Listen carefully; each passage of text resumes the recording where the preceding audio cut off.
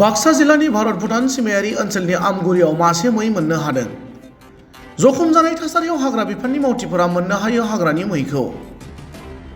सुबनगाथा थिखानाय हाग्रा ओनसोलनिफ्राय सुबुं थानाय गामियाव फैनाय हाग्रानि मैया सैमाजों गाग्लोबजायो होनना मिथिनो हादों। उनाव हाग्रा बिफाननि मावथिफोरा सैमाजों गाग्लोबजानानै जखम जानाय मैखौ जाथायथिलियाव थांनानै लाबोयो आरो सुबनगाथानि भेटेरिनारियाव फाहामथायनि राहा खालामो।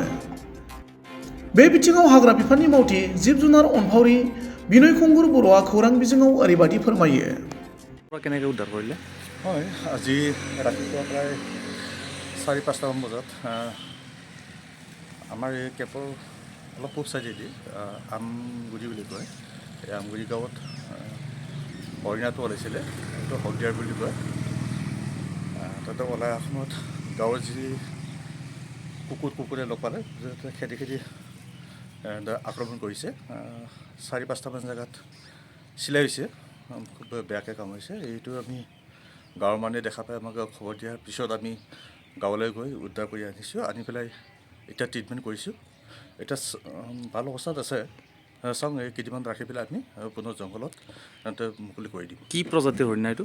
এইটো হলদিয়াৰ বুলি কয়। এইটো গাভিনী আছে, গাভিনী।